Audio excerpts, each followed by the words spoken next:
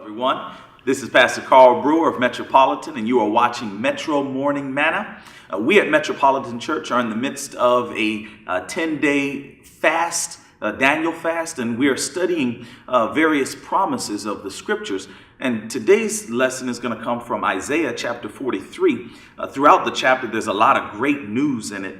It begins by saying, but now this is what the Lord says, who created you, Jacob, and formed you, Israel. Don't be afraid, for I've redeemed you. When you pass through the waters, I will be with you. And when you pass through the rivers, they won't overtake you. And when you walk through the fire, you will not be burned. The flames will not set you ablaze. For I am the Lord your God. I give Egypt for your ransom, etc., etc. On and on and on. God has many promises for Israel. Let's read some more. If you skip down to verse 14, it says, this is what the Lord says, your Redeemer, the Holy One of Israel. For your sake I will send to Babylon and bring down as fugitives all the Babylonians in the ships in which they took pride.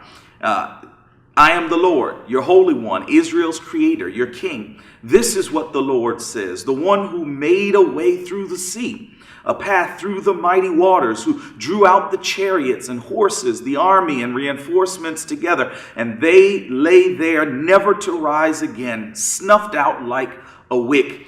But then God says in verse 18, forget the former things. Don't dwell on the past.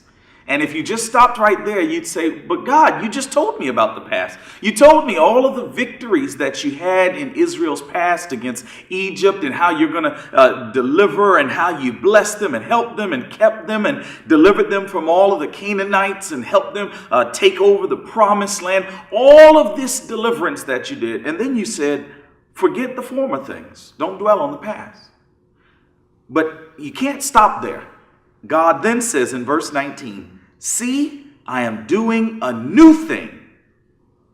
What God is trying to remind them is you can't just reminisce of all that God used to do, because we don't just serve a God of yesterday or a God of tomorrow. We serve a God of today. And God, the same God who kept you in the past, is the same God who will do something great in your present and will keep you in your future. And so God says to Israel, I do a new thing.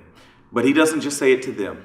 I think God is talking to us as well. He's reminding us the same God who was faithful yesterday, the same God who delivered you yesterday is the same God who can deliver you today.